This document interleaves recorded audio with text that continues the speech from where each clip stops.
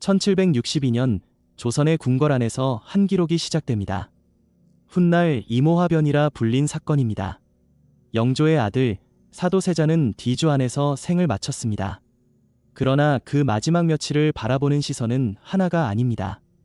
왕실의 공식 기록과 세자의 아내가 남긴 글, 신하들의 문서가 서로 다른 장면을 보여줍니다. 오늘은 그 기록들을 조용히 따라가 보겠습니다. 먼저 사건이 일어나기 전에 궁궐로 돌아갑니다. 사도세자는 1735년에 태어났습니다. 영조의 둘째 아들이었습니다. 앞선 왕세자가 일찍 세상을 떠난 뒤 어린 사도세자는 2살의 나이에 세자로 책봉되었습니다. 왕위를 이을 자리가 너무 일찍 주어진 셈입니다. 영조는 아들을 엄격하게 가르쳤고 세자는 오랜 시간 궁궐의 규율 속에서 자랐습니다. 아버지와 아들 사이에는 기대가 있었습니다. 동시에 쉽게 좁혀지지 않는 거리가 놓이기 시작했습니다. 사도세자의 삶에 관한 기록에는 불안정한 행동과 반복되는 갈등이 등장합니다. 사람을 해쳤다는 내용도 있고 옷을 입는 일조차 어려워했다는 증언도 있습니다. 다만 오늘날의 기준으로 그의 상태를 단정할 수는 없습니다.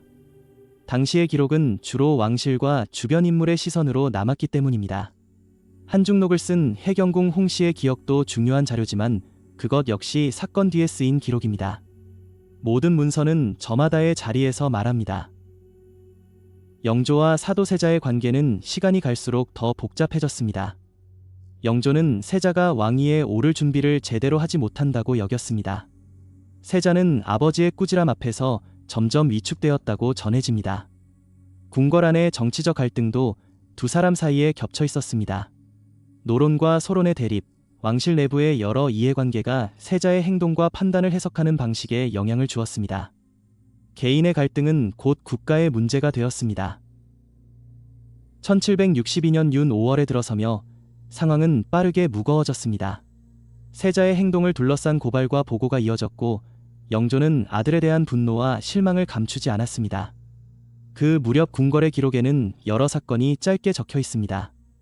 하지만 짧은 문장만으로 당시의 감정과 순서를 모두 복원하기는 어렵습니다. 우리가 아는 마지막 8일은 완성된 이야기라기보다 서로 다른 기록의 빈틈을 따라가며 조심스럽게 바라보아야 하는 시간입니다. 윤 5월 13일, 영조는 사도세자를 궁궐로 불렀습니다.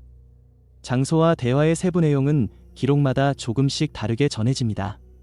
분명한 것은 그날 왕이 세자에게 큰 처분을 내렸다는 사실입니다. 사도세자는 왕의 명을 거스를 수 없었습니다. 결국 그는 쌀을 담는 큰 나무개, 뒤주 안으로 들어가게 됩니다. 그 순간부터 사건은 말보다 침묵으로 기록되기 시작했습니다. 궁궐 안의 시간도 느리게 흘렀습니다. 뒤주는 굳게 다퉜습니다. 밖에서는 왕의 명령이 이어졌고 안에서는 세자의 목소리가 들렸다고 전해집니다. 그러나 누가 무엇을 보았는지, 어떤 말이 정확히 오갔는지는 자료마다 다릅니다. 뒤주가 놓인 자리와 주변 사람들의 행동도 서로 다른 기록에 남아 있습니다. 윤 5월 13일부터 21일까지 8회의 시간이 흘렀습니다. 아직 이야기의 끝을 서두르지는 않겠습니다. 남겨진 기록은 그 안에서 조금씩 흔들리고 있습니다. 윤 5월 13번째 날, 영조는 세자를 뒤주에 들게 했습니다. 명령이 내려진 까닭은 여러 기록에 남아있지만 그 순간의 표정과 목소리까지 전해지지는 않습니다. 뒤주는 곡식을 담던 나무 상자였습니다. 그 안에 사도세자가 들어갔고 문은 닫혔습니다. 이후의 8회는 조선의 기록 속에서 짧게 지나갑니다. 날짜와 명령, 오간 사람들의 이름이 남아있습니다. 그러나 한 사람의 시간이 어떻게 흘렀는지는 거의 들리지 않습니다. 첫날부터 마지막 날까지 뒤주 곁에는 사람들이 오갔습니다. 왕실의 명령을 전하는 이들이 있었고 세자의 상태를 살피는 이들도 있었습니다. 하지만 기록은 그 장면을 오래 바라보지 않습니다. 공식 문서는 절차를 적고 결과를 남깁니다. 안에서 들려온 소리나 바깥에서 멈추었던 발걸음은 문장 사이에 놓여 있습니다. 우리는 그 빈자리를 상상할 수는 있어도 사실이라고 단정할 수는 없습니다. 남은 글과 남지 않은 침묵을 함께 보아야 합니다.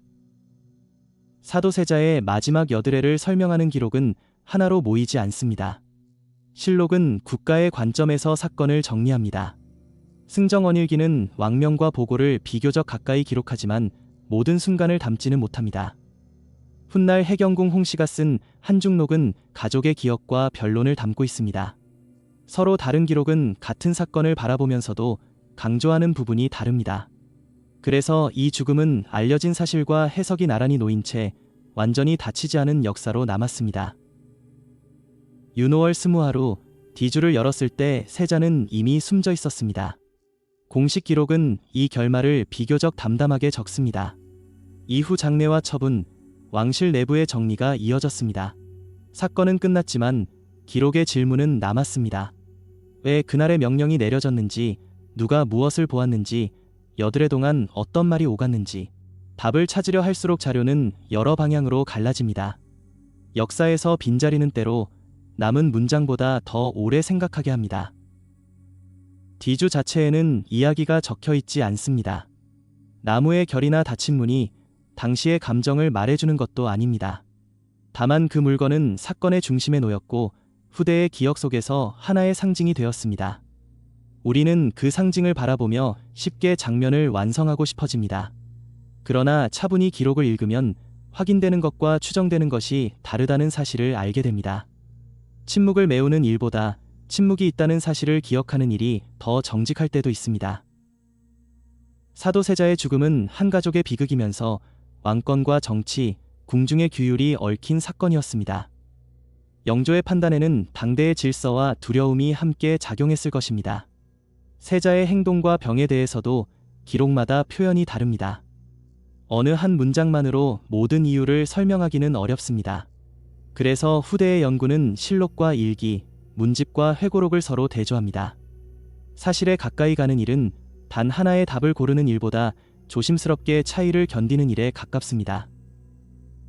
디주에 남은 것은 완전한 기록이 아닙니다. 오히려 기록이 닿지 못한 시간이 남아 있습니다. 여들의 동안의 어둠과 문 밖에 있었을 사람들의 침묵입니다. 오늘 우리는 그 빈자리를 억지로 채우지 않고 남아있는 문장 곁에 조용히 머뭅니다. 역사는 모든 목소리를 보존하지 못합니다. 그래서 우리는 사라진 사람을 기억할 때 말해진 것뿐 아니라 끝내 말해지지 않은 것에도 귀를 기울입니다. 이제 궁궐의 밤이 천천히 깊어집니다.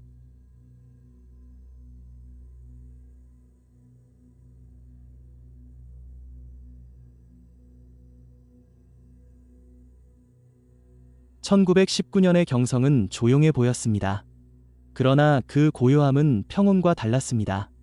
1910년 대한제국은 일본에 병합되었습니다. 고종은 황제의 자리에서 물러났고 덕수궁에 머물렀습니다. 궁궐의 문은 여전히 남아 있었지만 결정할 수 있는 일은 많지 않았습니다. 바깥의 신문과 관청은 일본의 통제를 받았습니다. 궁 안의 말도 쉽게 밖으로 나갈 수 없었습니다. 그때의 기록은 이미 많은 부분이 침묵 속에 놓여 있었습니다. 고종은 퇴위 뒤에도 조선의 옛 왕실을 대표하는 인물로 여겨졌습니다. 사람들은 그를 광무왕제라 불렀고 나라를 되찾을 가능성을 그에게서 찾기도 했습니다. 1907년 헤이그 특사 사건 뒤 강제로 왕위에서 물러난 일은 아직도 생생했습니다. 1910년 병합 이후에는 왕실의 지위마저 일본 제국의 규정 아래 놓였습니다. 고종은 공식 행사와 거처가 제한된 생활을 이어갔습니다. 그의 주변에는 궁인과 관리, 그리고 일본 측 감시가 함께 존재했습니다. 1919년 1월, 고종의 건강이 갑자기 나빠졌다는 소식이 궁 안에 돌기 시작했습니다. 정확한 병명과 경과는 한 목소리로 남아있지 않습니다. 당시의 공식 발표는 병으로 인한 죽음에 가까웠습니다. 하지만 궁 밖에서는 다른 이야기가 퍼졌습니다. 갑작스러운 죽음이었다는 점, 장례가 빠르게 준비되었다는 점, 그리고 왕실 주변의 설명이 충분하지 않았다는 점 때문이었습니다. 소문은 사실보다 먼저 사람들의 기억 속에 자리를 잡았습니다. 고종은 1월 21일 덕수궁 함령전에서 세상을 떠났습니다. 향년 68이었습니다. 사망 시각과 마지막 순간을 둘러싼 세부 사항은 자료마다 조금씩 다르게 전해집니다. 궁궐 안에서 그를 돌본 사람들의 증언도 훗날 서로 다른 형태로 기록되었습니다. 당국은 죽음을 자연스러운 병환으로 설명하려 했습니다. 그러나 사람들은 그 설명만으로는 갑작스러운 변화를 이해하기 어렵다고 느꼈습니다. 침묵은 의심을 지우지 못했습니다. 독살설은 고종의 죽음 직후부터 널리 퍼졌습니다. 일부 기록과 회고에는 음식이나 차를 마신 뒤 상태가 급격히 나빠졌다는 이야기가 등장합니다. 시신의 모습에 이상이 있었다는 주장도 뒤따랐습니다. 그러나 당시 시신을 현대적인 방식으로 검사한 자료는 남아있지 않습니다. 독극물의 종류를 확인한 부검 기록도 없습니다. 따라서 독살은 확정된 사실이 아니라 여러 증언과 정황에서 생겨난 역사적 의혹으로 남아있습니다. 의혹이 커진 데에는 당시의 정치적 상황도 영향을 주었습니다. 고종은 일본의 병합된 나라의 상징이었고 그의 장례에는 많은 사람이 모일 가능성이 있었습니다. 일본 당국은 궁궐과 언론을 통제하고 있었습니다. 왕실 내부의 일은 자세히 공개되지 않았고 관련 문서도 제한적으로 남았습니다. 누가 마지막으로 고종을 보았는지, 어떤 치료가 이루어졌는지, 왜 설명이 짧았는지는 지금도 완전히 정리되지 않았습니다. 기록의 빈자리는 질문을 길게 남겼습니다. 고종의 장례는 3월 3일로 정해졌습니다. 그날을 기다리던 사람들은 전국에서 경성으로 모여들었습니다. 황제의 죽음은 한왕실 인물의 부고에 그치지 않았습니다. 병합 이후 눌려있던 감정과 독립에 대한 바람을 다시 드러내는 계기가 되었습니다. 3월 1일 장례를 앞둔 거리에서 독립선언이 낭독되었습니다. 이후 전국으로 만세 시위가 이어졌습니다. 고종의 마지막 날은 그렇게 개인의 죽음과 시대의 움직임이 겹치는 시작점이 되었습니다. 고종은 1919년 1월 21일 덕수궁 함령전에서 세상을 떠났습니다. 66살이었습니다. 그날의 궁궐은 조용했습니다. 공식 기록에는 병세와 사망 시간이 남아있지만 마지막 순간을 가까이서 본 사람들의 말은 많지 않습니다. 궁 안의 보고는 짧았고 의료 기록도 충분히 전해지지 않았습니다. 그래서 죽음의 장면은 기록의 가장자리에서 희미하게 남게 되었습니다. 한 사람의 생이 끝난 자리에는 설명되지 않은 침묵이 함께 놓였습니다. 곧 독살설이 퍼졌습니다. 궁중에서 음식을 올린 뒤 급격히 상태가 나빠졌다는 이야기였습니다. 시신의 모습이 평소와 달랐다는 주장도 뒤따랐습니다. 그러나 이런 내용은 서로 다른 증언과 뒤늦은 회고 속에 전해졌고 당시의 독립적인 검시 기록으로 확인되지는 않았습니다. 일본 측 기록과 조선 왕실 주변의 기록도 모든 의문에 답하지 못합니다. 독살이 사실이라고 단정할 수도 단순한 소문이라고 완전히 지울 수도 없는 이유입니다. 그 시기 조선 왕실은 이미 일본의 강한 통제 아래 있었습니다. 고종은 1907년 황제 자리에서 물러난 뒤 덕수궁에 머물렀습니다. 궁궐 안의 사람과 물자의 이동은 자유롭지 않았고 중요한 일은 감시와 보고를 거쳐야 했습니다. 이런 환경에서는 작은 이상도 쉽게 기록되지 않았습니다. 기록되지 않은 것은 곧바로 거짓이 되지 않습니다. 다만 우리는 그 빈자리를 남아있는 문서와 증언을 조심스럽게 대조하며 바라볼 수밖에 없습니다. 고종의 죽음은 개인의 마지막을 넘어 한 시대의 끝으로 받아들여졌습니다. 백성들 사이에는 왕이 억울하게 죽었다는 믿음이 넓게 퍼졌습니다.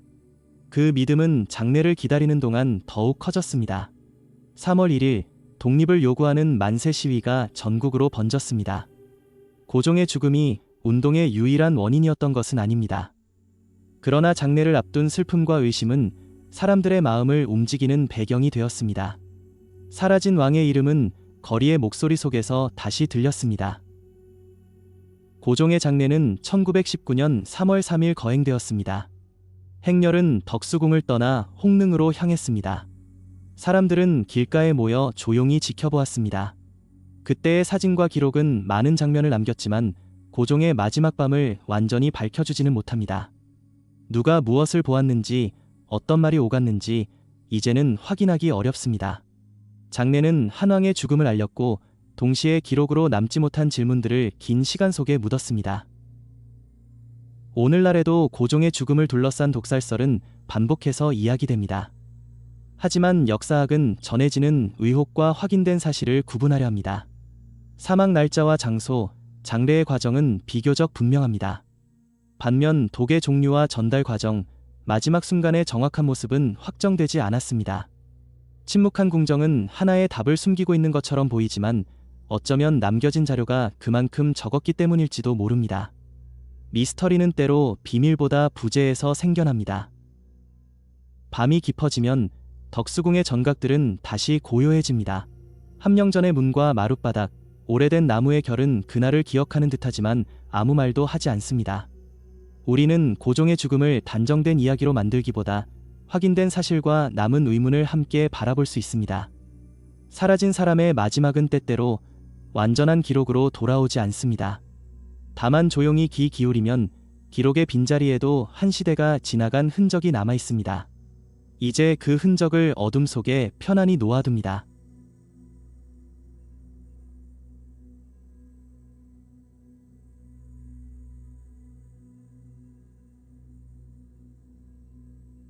(1919년 3월) 이후 많은 조선인 독립운동가들이 상하이로 모였습니다. 그곳에는 대한민국 임시정부가 자리하고 있었습니다. 하지만 망명정부의 하루는 순탄하지 않았습니다. 자금은 늘 부족했고 독립운동의 방향을 두고 의견이 갈렸습니다. 외교를 중시하는 사람들, 무장투쟁을 준비하는 사람들, 사회주의 혁명에 기대를 건 사람들이 한 공간에 있었습니다. 기록은 그 복잡한 분위기를 완전히 설명하지 못합니다. 그 틈에서 한 인물의 이름이 점점 커지고 있었습니다. 김립이었습니다. 김립의 본명은 김익상으로 알려져 있습니다. 그는 일찍부터 독립운동에 참여했고 러시아와 중국을 오가며 사회주의 계열 인사들과 교류했습니다. 1920년대 초 러시아 혁명정부와 국제공산주의 조직인 코민테르는 아시아의 반제국주의 운동을 지원하고 있었습니다. 조선인 혁명가들도 그 지원을 기대했습니다. 김립은 이러한 국제적 연결망 안에서 중요한 역할을 맡은 인물로 떠올랐습니다. 다만 그의 활동과 자금 이동을 보여주는 자료는 서로 다르게 남아 있습니다. 당시 독립운동 세력 사이에는 러시아에서 전달된 자금이 있었습니다. 그 돈의 규모와 사용처는 훗날 큰 논쟁이 되었습니다. 일부 기록은 김립이 자금을 개인적으로 유용했다고 비판합니다. 반면 다른 기록은 그가 새로운 혁명 조직을 만들고 무장투쟁과 사회운동을 위해 사용했다고 설명합니다. 어느 쪽이 완전히 옳은지는 아직 단정하기 어렵습니다. 관련 문서의 일부가 사라졌고 남은 기록도 사건 뒤에 작성된 증언과 회고에 의존하기 때문입니다.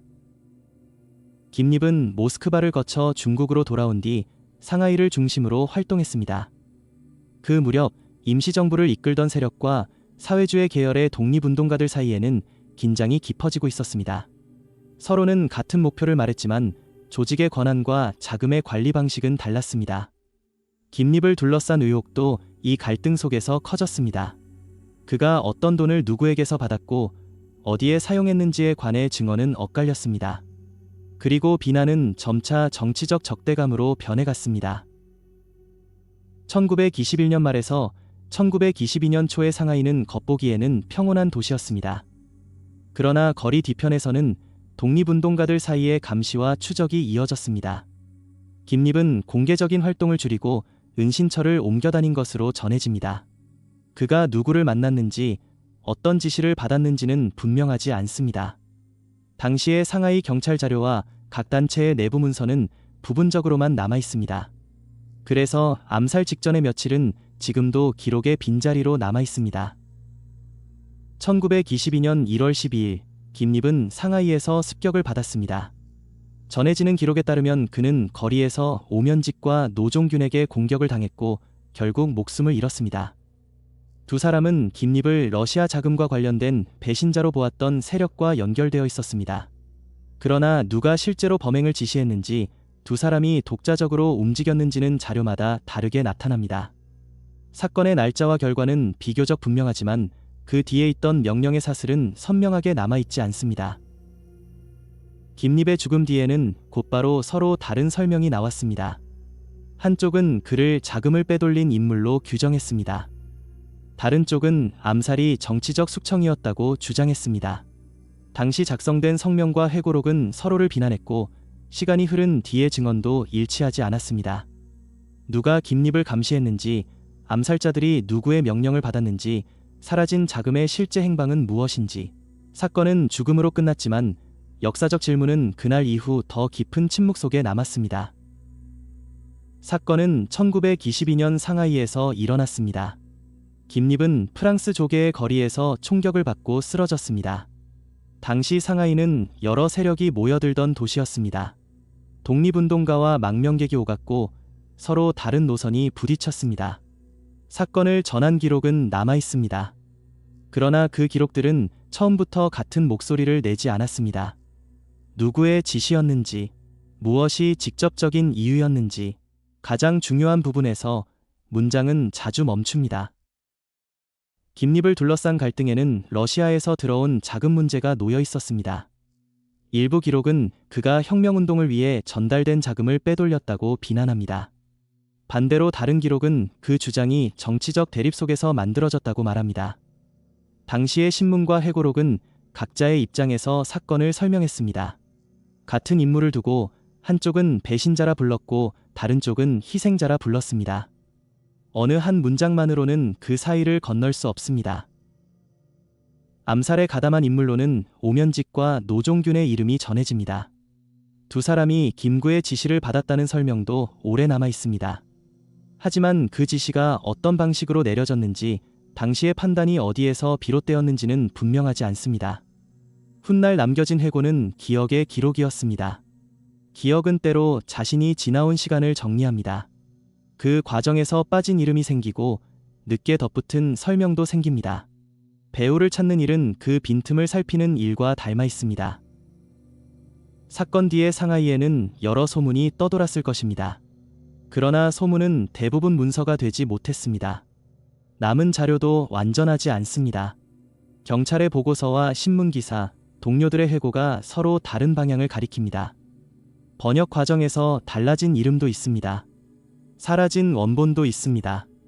그래서 역사가가 할 수 있는 일은 빈칸을 억지로 채우는 것이 아닙니다. 무엇이 확인되었고 무엇이 추정인지 조용히 나누어 보는 일입니다. 김립의 죽음은 한 사람의 생을 끝냈지만 논쟁까지 끝내지는 못했습니다. 그는 독립운동의 동료였는지, 자금 분쟁의 책임자였는지, 혹은 정치적 숙청의 희생자였는지 여전히 해석이 갈립니다. 아마 세 가지 질문 모두가 당시의 복잡한 현실을 조금씩 비추고 있을지도 모릅니다. 다만 확실한 것은 총성이 사라진 뒤에도 기록의 충돌은 오래 남았다는 사실입니다. 침묵은 결론이 아니었습니다. 이 사건에서 끝내 모습을 드러내지 않는 것은 단순한 한 명의 배우가 아닙니다. 서로 다른 기억을 남긴 사람들입니다. 누군가는 말하지 않았고 누군가는 말할 기회를 얻지 못했습니다. 문서에 이름을 남긴 사람도 사건 전체를 보지는 못했습니다. 그래서 김립 암살 사건은 완성된 이야기라기보다 여러 조각이 남은 기록에 가깝습니다. 그 조각들은 서로 맞물리기도 하지만 끝내 닿지 않는 틈을 남깁니다. 시간이 흐른 뒤 상하이의 거리는 다른 이름과 다른 불빛을 갖게 되었습니다. 사람들은 그곳을 지나갔고 오래된 발소리는 도시의 소음 속으로 묻혔습니다. 김립의 마지막 순간도 이제는 몇 줄의 문장으로만 남아 있습니다.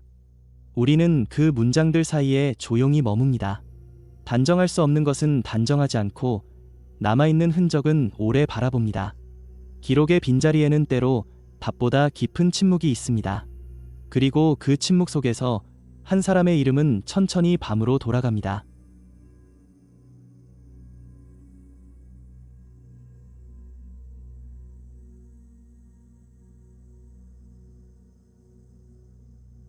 (1991년의) 대구는 지금과 다른 모습이었습니다. 달서구 성서 지역에는 논과 밭이 남아 있었고 낮은 산과 주택가가 이어져 있었습니다. 사람들은 이웃의 안부를 쉽게 알 수 있었습니다. 아이들은 학교가 끝나면 골목과 빈터에서 놀았습니다. 그해 봄, 이 평범한 동네에서 5 아이가 산으로 향했습니다. 이후 오랜 시간 그들의 이름은 기록의 빈자리를 가리키는 말처럼 남게 됩니다. 사건의 중심에는 성서초등학교에 다니던 5명의 어린이가 있었습니다. 김종식, 박찬인, 김영규, 조호연, 김한샘. 아이들은 서로 가까운 곳에 살았고 함께 어울려 지내던 사이였습니다. 나이는 9살에서 13살 사이였습니다. 당시의 사진 속 아이들은 특별할 것 없는 표정을 하고 있습니다. 밝게 웃거나 조금은 어색하게 카메라를 바라봅니다. 그 평범함이 오히려 오래 기억되었습니다. 1991년 3월 26일은 지방의회 선거가 있던 날이었습니다. 학교에 가지 않는 날이었고 아이들은 집안에 머물 이유도 많지 않았습니다. 봄 기운이 조금씩 번지던 오후였습니다. 아이들은 와룡산의 개구리를 잡으러 가겠다고 말한 것으로 전해집니다. 사는 집에서 아주 멀지 않았습니다. 익숙한 길을 따라가면 닿을 수 있는 동네의 낮은 뒷산에 가까웠습니다. 오후가 지나자 5아이는 집으로 돌아오지 않았습니다. 처음에는 잠시 놀다 늦는 일로 여겨졌습니다.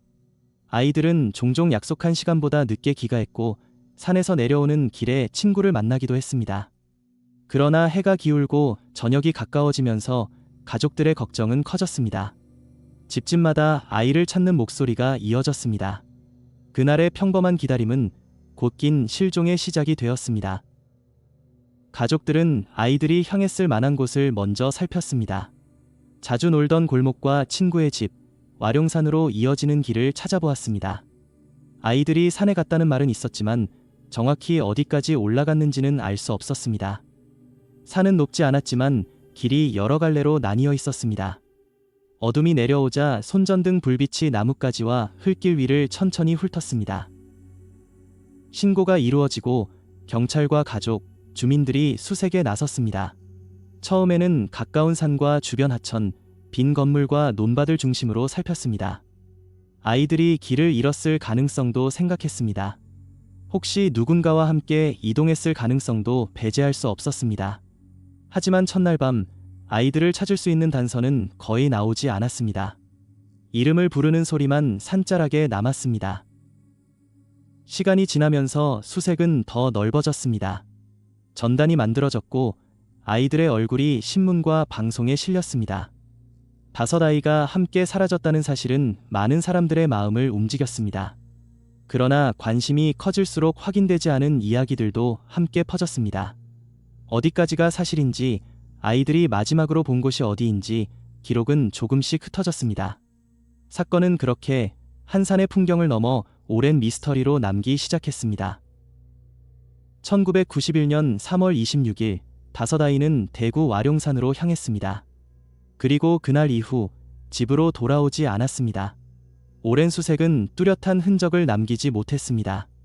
시간이 흐른 뒤에도 가족들은 산과 길, 작은 계곡을 다시 바라보았습니다. 사라진 장소를 기억하는 일은 기다림을 이어가는 일이기도 했습니다. 그 기다림은 11년 넘게 계속되었습니다. 2002년 9월 26일 와룡산에서 유해와 유류품이 발견되었습니다. 발견 지점은 아이들이 사라진 곳에서 멀지 않은 산기슭이었습니다. 감식과 확인 절차를 거쳐 유해는 5아이의 것으로 밝혀졌습니다.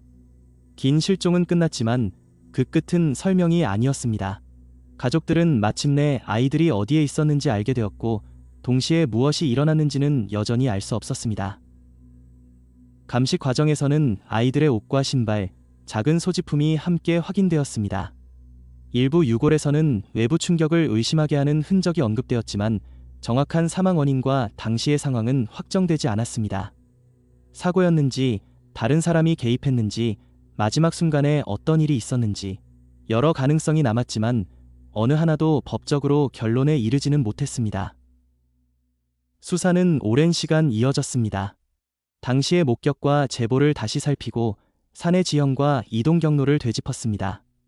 그러나 기록에는 빈틈이 있었습니다. 처음 수색이 이루어진 범위, 시간이 지나며 달라진 기억, 사라진 단서들. 이 빈틈은 하나의 이야기를 완성하기 어렵게 만들었습니다. 사건은 알려졌지만 진실에 닿는 마지막 연결고리는 끝내 발견되지 않았습니다. 5아이의 이름은 오랫동안 사람들의 기억 속에 남았습니다. 학교와 추모 공간에는 사진과 꽃이 놓였고 해마다 가족과 시민들은 아이들을 떠올렸습니다. 실종 사건은 숫자나 날짜만으로 남지 않습니다. 그 안에는 평범한 하루를 살던 아이들이 있었고 그들을 기다리던 가족의 시간이 있었습니다. 기록이 멈춘 자리에서도 기억은 조용히 이어졌습니다. 개구리 소년 사건은 아직 풀리지 않은 역사적 미스터리로 남아 있습니다. 다만 모든 미스터리가 극적인 해답으로 끝나는 것은 아닙니다. 때로는 확인된 사실과 남겨진 질문을 함께 바라보는 일이 우리가 할 수 있는 가장 정직한 기억이 됩니다. 이제 산길에는 다시 바람이 붑니다. 어둠이 걷히고 나뭇잎 사이로 희미한 빛이 내려옵니다. 오래된 이름들은 조용히 그 빛 곁에 머뭅니다.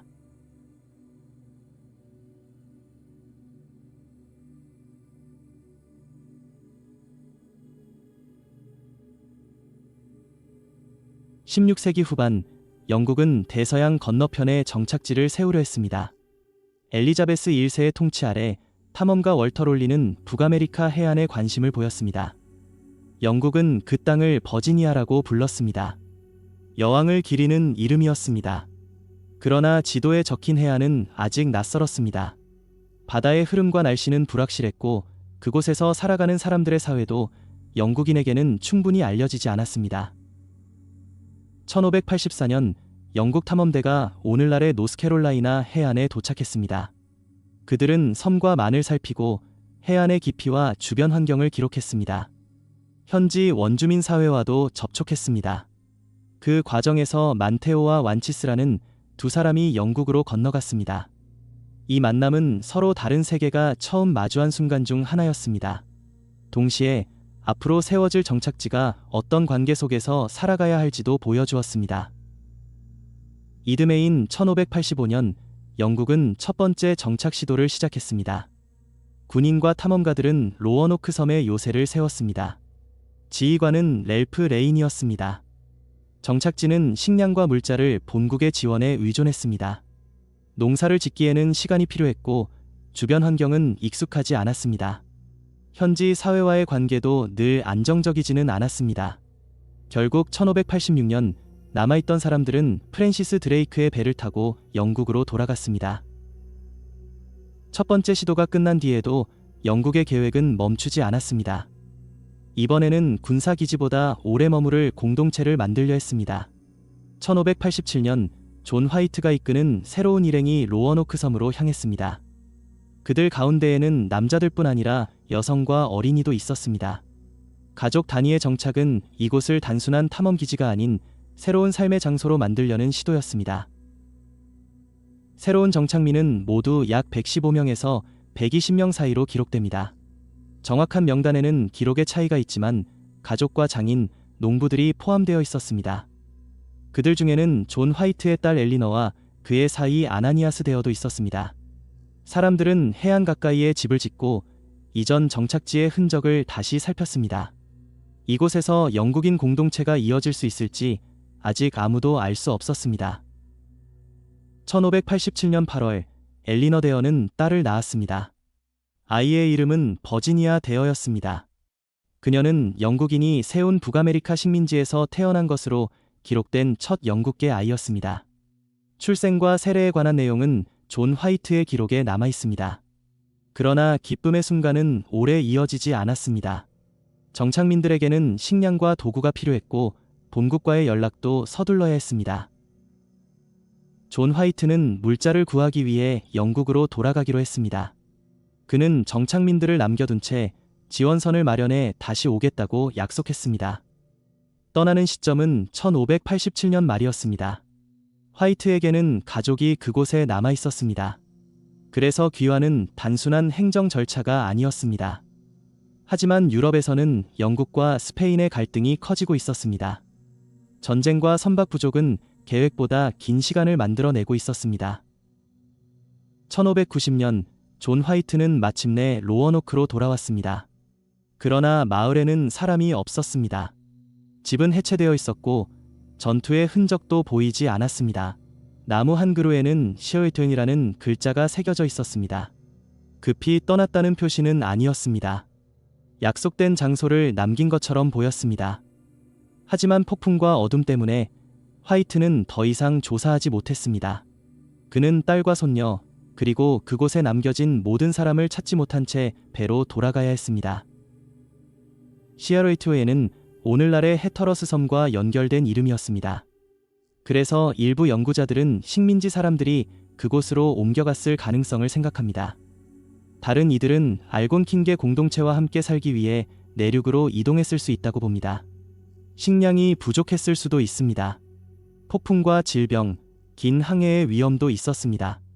그러나 어느 하나의 설명도 결정적인 증거를 얻지는 못했습니다. 남은 것은 짧은 글자 하나와 너무 넓은 해안선뿐이었습니다. 이후 영국의 기록에는 로어노크 사람들에 관한 간접적인 이야기가 나타납니다. 낯선 유럽식 물건을 보았다는 보고도 있었습니다. 어딘가에 백인들이 살고 있다는 소문도 전해졌습니다. 하지만 소문은 증거가 되지 못했습니다. 정확한 장소를 가리키는 유물도 이름을 확인할 수 있는 문서도 발견되지 않았습니다. 고고학자들은 해터러스 섬과 로어노크 주변, 그리고 내륙의 여러 지점을 조사했습니다. 발견은 있었지만 사라진 이들의 운명을 확정하기에는 부족했습니다. 시간이 흐르면서 로어노크의 이야기는 하나의 빈자리로 남았습니다. 그곳에 살았던 사람들의 이름은 일부 기록되었지만 마지막 날들은 기록되지 않았습니다. 그들은 함께 떠났을 수도 있습니다. 여러 집단으로 흩어졌을 수도 있습니다. 바다와 숲 사이에서 새로운 삶을 시작했을 가능성도 있습니다. 반대로 굶주림과 질병으로 공동체가 사라졌을 수도 있습니다. 우리가 아는 사실은 어느 순간 그들이 기록의 시야에서 사라졌다는 것입니다. 특히 버지니아 데어의 이름은 이야기의 가장 조용한 중심에 남아 있습니다. 그녀는 아메리카에서 태어난 영국계 식민지 주민으로 알려져 있습니다. 그러나 그녀가 어디에서 자랐는지, 어떻게 생을 마쳤는지는 확인되지 않았습니다. 훗날 그녀를 둘러싼 전설이 많이 생겨났지만 전설은 공백을 채우는 방식일 뿐입니다. 실제 기록은 그보다 훨씬 작고 조용합니다. 한 아이의 이름, 한 식민지의 흔적, 그리고 이어지지 않은 문장입니다. 로어노크의 미스터리는 해결되지 않았기 때문에 오래 남았습니다. 확실한 결말이 있었다면 이야기는 한 권의 기록으로 닫혔을 것입니다. 그러나 이곳에는 가능성만 남아 있습니다. 이동, 적응, 충돌, 질병, 그리고 자연의 변화입니다. 각각은 당시 사람들의 삶에서 충분히 일어날 수 있는 일이었습니다. 중요한 것은 사라짐이 언제나 갑작스러운 죽음을 뜻하지는 않는다는 점입니다. 때로 사람은 다른 공동체 속으로 스며들며 기록에서만 사라집니다. 오늘날 로어노크를 바라보면 빈터보다 기록의 빈자리가 먼저 보입니다. 남겨진 글자 하나가 수백 년 동안 질문을 이어왔습니다. 우리는 그 답을 찾지 못했지만 질문을 통해 그곳에 살았던 사람들을 기억합니다. 밤의 해안에는 바람이 지나가고 나무들은 여전히 천천히 흔들립니다. 어쩌면 역사의 모든 장면이 완전한 문장으로 남는 것은 아닐 것입니다. 남겨진 조각들 사이에서 우리는 조용히 멈춥니다. 그리고 그 빈자리도 하나의 기록임을 생각하며 천천히 눈을 감습니다.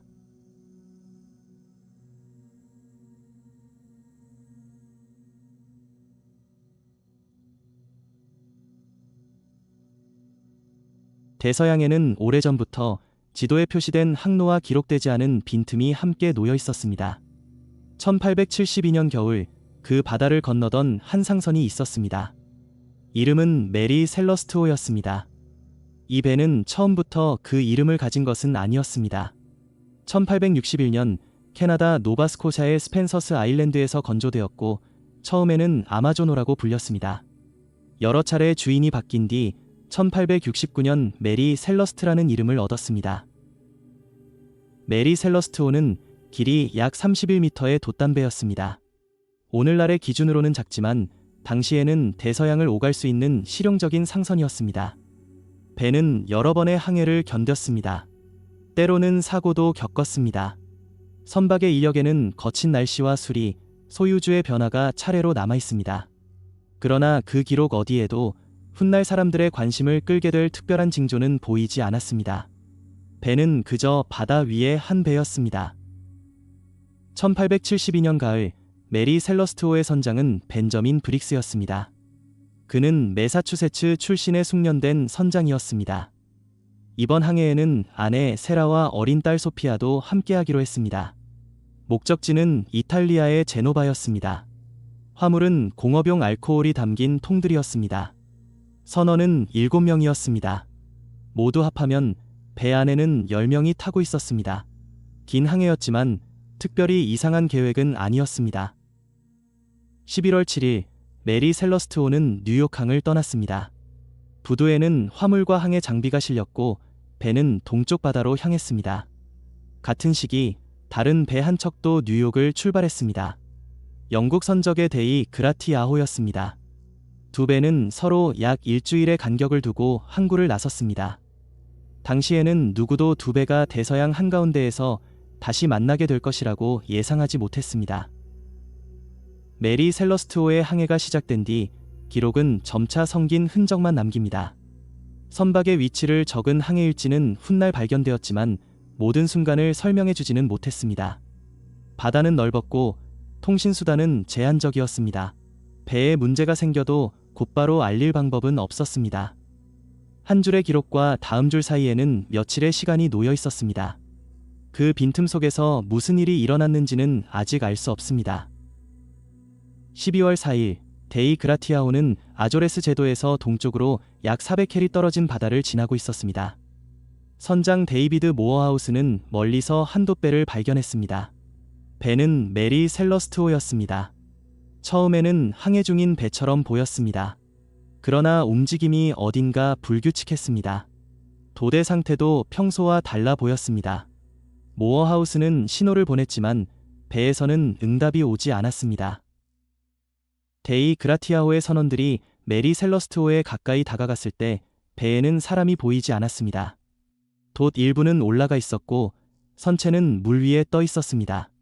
완전히 가라앉은 배도 아니었습니다. 배 안에는 화물과 개인 물품이 남아 있었습니다. 하지만 선장과 가족, 7명의 선원은 어디에도 없었습니다.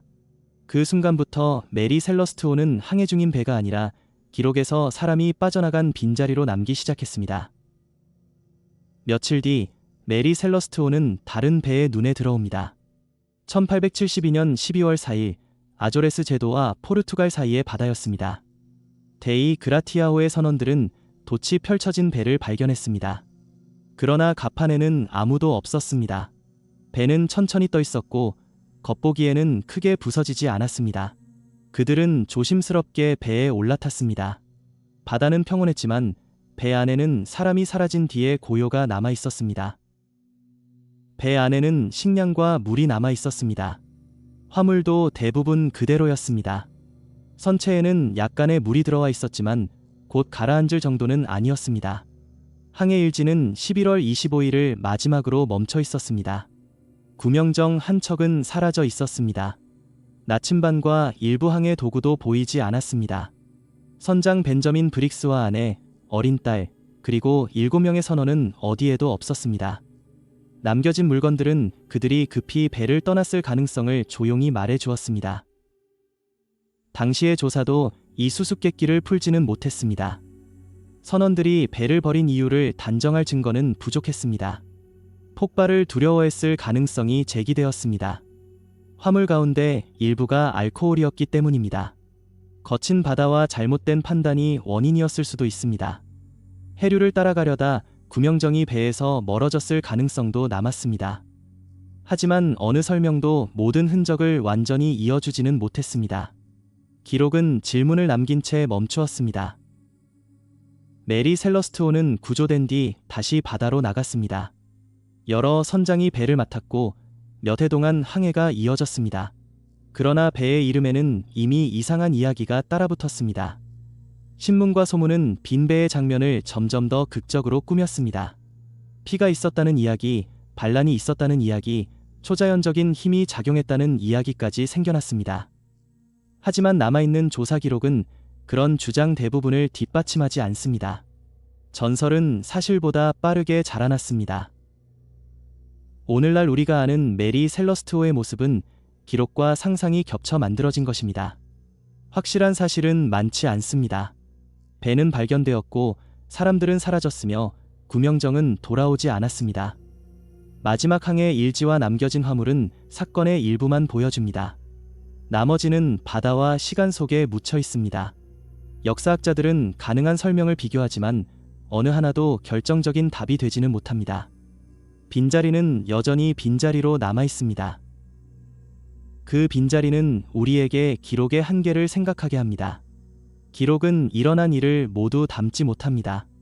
누군가의 마지막 순간은 종종 짧은 문장 하나로 남고 때로는 문장조차 남지 않습니다. 메리 셀러스트호의 선원들이 무엇을 보았는지, 왜 배를 떠났는지는 이제 확인하기 어렵습니다. 우리가 할 수 있는 일은 알려진 사실과 추측을 나누어 바라보는 것입니다. 그리고 모르는 부분을 억지로 채우지 않는 것입니다. 밤의 바다에서는 작은 소리도 멀리 퍼집니다. 돛은 바람을 따라 움직이고 오래된 배는 물결 위에서 천천히 흔들립니다. 메리 셀러스트호의 이야기도 그렇게 남아 있습니다. 답을 품은 채가 아니라 답이 사라진 자리를 보여주는 이야기로. 우리는 마지막 장면을 상상할 수는 있어도 확정할 수는 없습니다. 이제 파도 소리만 남습니다. 배는 어둠 속으로 멀어지고 기록의 빈자리도 조용히 잠이 듭니다.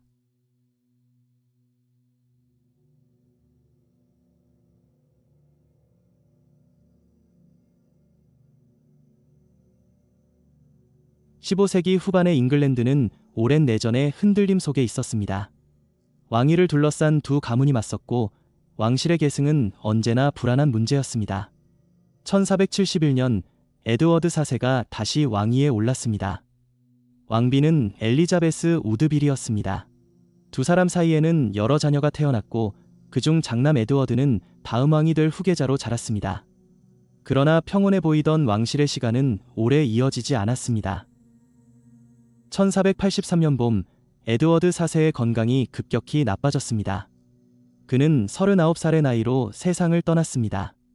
왕위를 이을 아들, 에드워드 왕자는 당시 12살이었습니다. 어린 왕을 대신해 나라를 이끌 인물로 왕의 동생 리처드가 지명되었습니다. 그는 글로스터 공작이었고 군사와 정치 경험을 가진 인물이었습니다. 왕이 세상을 떠난 뒤 새로운 통치가 시작되어야 했습니다.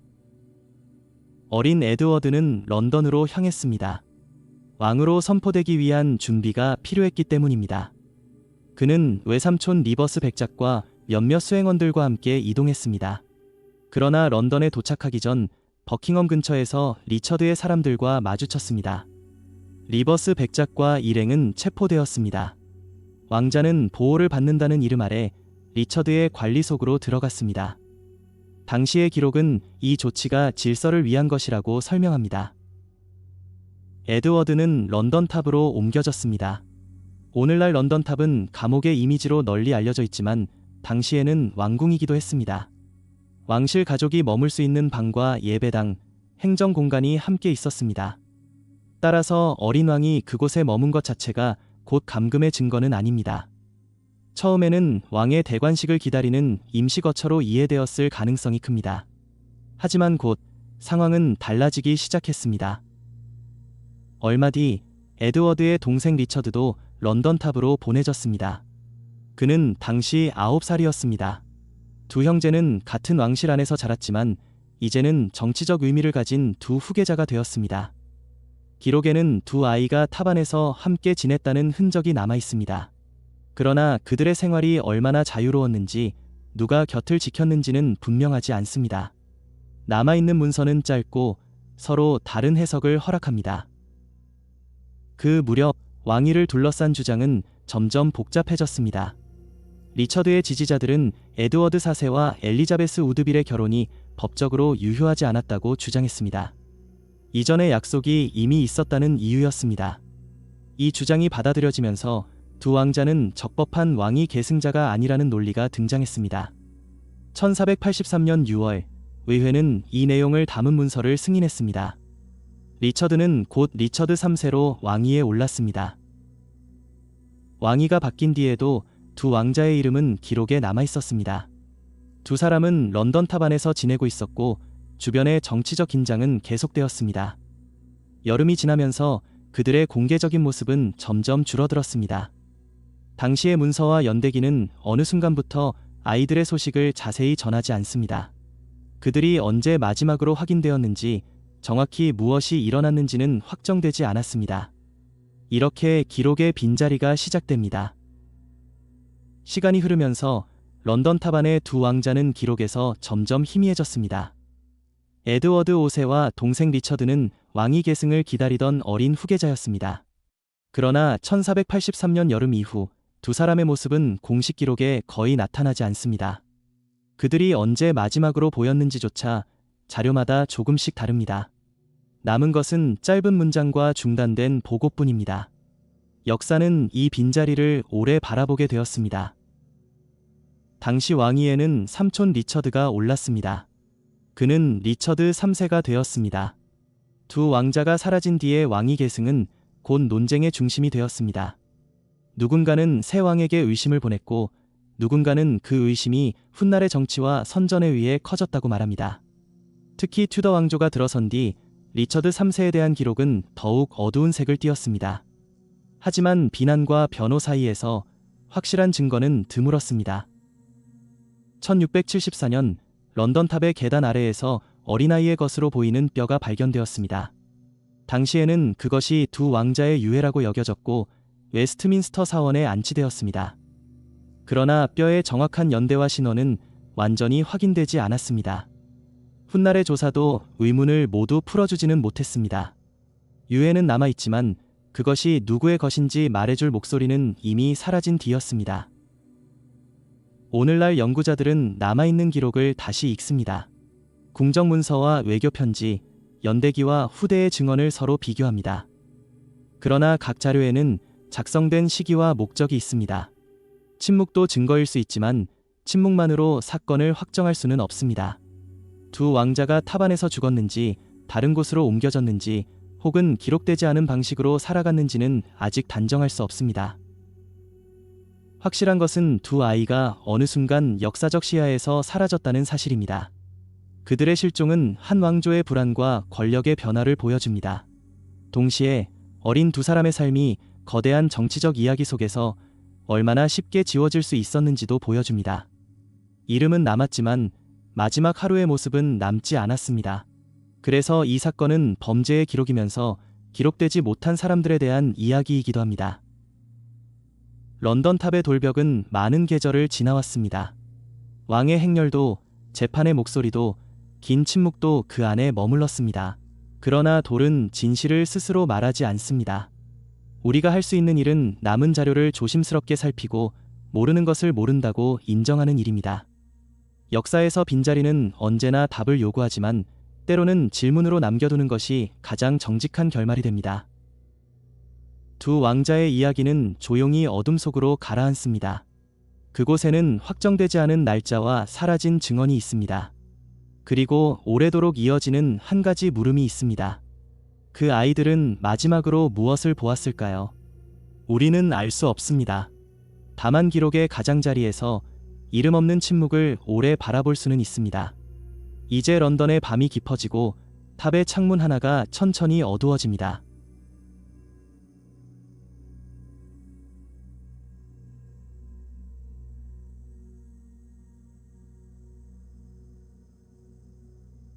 (1971년 11월 24일) 미국은 추수감사절 연휴를 앞두고 있었습니다. 오리건주 포틀랜드 공항에서 시애틀로 향하는 노스에스트 오리엔트 305 편의 승객을 태웠습니다. 기종은 보잉 727이었습니다. 승객은 36명, 승무원은 6명이었습니다. 그들 가운데 한 남자가 있었습니다.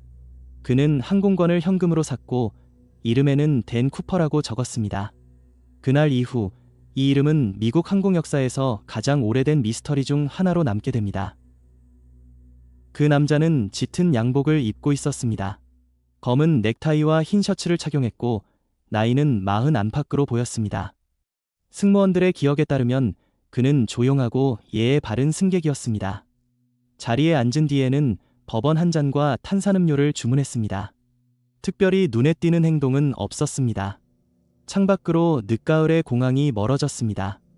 비행기는 오후에 이륙했습니다. 그리고 잠시 뒤 그는 승무원에게 작은 쪽지를 건넸습니다. 처음에는 단순한 연락처처럼 보였습니다. 승무원이 쪽지를 가방 안에 넣으려 하자 남자는 조용히 말했습니다. 읽어보는 편이 좋겠다고 했습니다. 쪽지에는 폭탄이 있다고 적혀 있었습니다. 그는 자신의 가방을 조금 열어 보였습니다. 안에는 전선과 붉은색 막대처럼 보이는 물체가 있었습니다. 그것이 실제 폭탄이었는지는 끝내 확인되지 않았습니다. 남자는 승무원에게 옆자리에 앉으라고 했습니다. 그리고 요구사항을 설명했습니다. 현금 20만 달러, 낙하산 4개, 그리고 시애틀에서 대기할 연료가 필요했습니다. 승무원은 조종석에 이 사실을 알렸습니다. 비행기는 예정대로 시애틀을 향했지만 기내의 시간은 달라졌습니다. 남자는 승객들을 직접 위협하지 않았습니다. 대신 차분한 목소리로 요구를 반복했습니다. 승무원들은 그의 말을 조종사에게 전달했습니다. 지상에서는 경찰과 항공사 관계자들이 움직이기 시작했습니다. 당시에는 오늘날처럼 정교한 보안 절차가 없었습니다. 비행기 납치는 드문 일이 아니었고 협상으로 끝나는 경우도 있었습니다. 그러나 이 남자의 계획은 곧 평범한 납치 사건과 달라지게 됩니다. 시애틀 공항에 도착할 무렵 항공사는 요구한 돈과 낙하산을 준비했습니다. 현금은 1달러 지폐로 마련되었습니다. 모두 묶으면 큰 가방 하나에 들어가는 금액이었습니다. 낙하산은 4개였습니다. 2개는 주 낙하산이었고 2개는 예비용이었습니다. 남자는 낙하산 4개를 요구했습니다. 누군가가 승무원과 함께 뛰어내릴 가능성을 염두에 둔 것처럼 보였습니다. 하지만 그 이유는 확실히 밝혀지지 않았습니다. 비행기는 공항 위를 천천히 선회하며 착륙을 기다렸습니다. 비행기가 시애틀에 착륙하자 승객들은 상황을 모른 채 기내에 남아 있었습니다. 공항 측은 남자가 요구한 돈과 낙하산을 비행기까지 운반했습니다. 승무원은 그 물품을 확인한 뒤 승객들을 한 명씩 내리게 했습니다. 남자는 약속한 대로 승객들을 풀어주었습니다. 몇 명의 승무원과 조종실 인원만 기내에 남았습니다. 돈이 전달되고 낙하산도 놓였습니다. 그때까지도 남자의 태도는 크게 변하지 않았습니다. 그는 다음 단계에 필요한 준비를 조용히 지시했습니다. 남자는 비행기를 다시 띄우라고 했습니다. 목적지는 멕시코시티였습니다. 그는 낮은 고도와 느린 속도를 원했고 착륙 장치를 내릴 수 있는 상태로 비행하라고 요구했습니다. 보잉 727은 그런 비행에 적합하지 않았지만 조종사들은 가능한 조건을 설명했습니다. 결국 기체에는 조종사, 부조종사, 승무원 1명, 그리고 그 남자만 남았습니다. 밤이 깊어졌습니다. 비행기는 다시 어둠 속으로 올라갔습니다. 그리고 약 1시간 뒤 뒤쪽 계단이 열릴 수 있는 고도가 준비되었습니다. 비행기는 어두운 하늘을 지나고 있었습니다. 객실 안에는 승객들이 앉아 있었고 승무원들은 평소처럼 움직였습니다. 그때 쿠퍼는 뒤쪽 계단을 열었습니다. 바깥의 공기는 차갑고 거칠었을 것입니다. 그는 몸에 돈가방을 묶고 낙하산을 챙겼습니다. 그리고 밤의 어딘가로 뛰어내렸습니다. 비행기는 잠시 흔들렸지만 곧 다시 안정을 찾았습니다. 승무원들이 돌아보았을 때 그는 이미 그곳에 없었습니다. 착륙한 뒤 수사관들은 비행기 안을 살폈습니다. 좌석에는 그의 넥타이와 클립이 남아 있었습니다. 그러나 쿠퍼의 흔적은 그 이상 이어지지 않았습니다. 낙하산은 펼쳐졌는지, 그는 어디에 내려왔는지, 살아남았는지조차 확인되지 않았습니다. 수색대는 숲과 강, 좁은 도로를 따라 움직였습니다. 헬리콥터가 하늘을 돌았고 지상에서는 발자국과 천 조각을 찾았습니다. 하지만 밤은 아무것도 돌려주지 않았습니다. 수색 범위는 넓었습니다. 워싱턴주의 숲은 깊고 강은 빠르게 흘렀습니다. 비가 내린 뒤의 땅에는 많은 흔적이 생겼지만 어느 것이 쿠퍼의 것인지는 알 수 없었습니다. 당시에는 오늘날과 같은 위성 위치 정보도 없었습니다.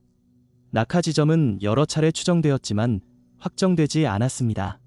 그가 정확히 어디로 향했는지, 낙하산이 어느 방향으로 펼쳐졌는지 기록은 끝내 빈칸으로 남았습니다. 몇 년 뒤 사건을 다시 떠올리게 한 물건이 나타났습니다. 1980년 한 소년이 컬럼비아강 강변에서 낡은 돈다발을 발견했습니다. 돈은 모두 5,800달러였습니다. 1년 번호를 확인하자 쿠퍼에게 건네진 몸값의 일부와 일치했습니다. 이것은 그가 강 근처에 있었을 가능성을 보여주었습니다. 그러나 돈이 어떻게 그곳에 도착했는지는 밝혀지지 않았습니다. 작은 단서는 남았지만 답에 가까워지지는 않았습니다. 이후에도 많은 사람들이 용의자로 거론되었습니다. 전직 군인, 조종사, 사기꾼, 평범한 남성들까지 이름이 등장했습니다. 몇몇은 자신의 비밀을 암시했고 가족들은 오래된 이야기를 꺼냈습니다. 하지만 지문과 증언, 움직임을 대조해도 결정적인 증거는 없었습니다. FBI는 오랜 시간 수사를 이어갔지만 누구도 쿠퍼라고 확인되지 않았습니다. 2016년 적극적인 수사는 중단되었습니다. 기록은 보관되었고 질문만 남았습니다. 그가 살아남았다면 어딘가에서 새로운 이름으로 살았을지도 모릅니다. 반대로 낙하산이 제대로 펴지지 않았을 가능성도 있습니다. 비와 바람, 어둠, 숲의 지형은 모든 설명을 어렵게 만듭니다. 쿠퍼의 넥타이에는 일부 DNA가 남아 있었지만 그것만으로는 결론을 만들 수 없었습니다.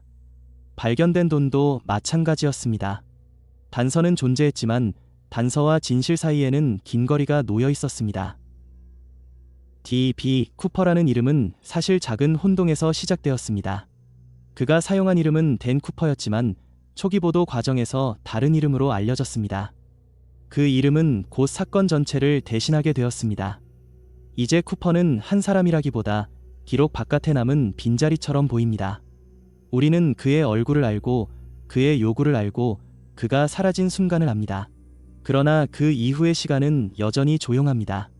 밤하늘 아래 낙하산 하나와 함께 사라진 사람처럼.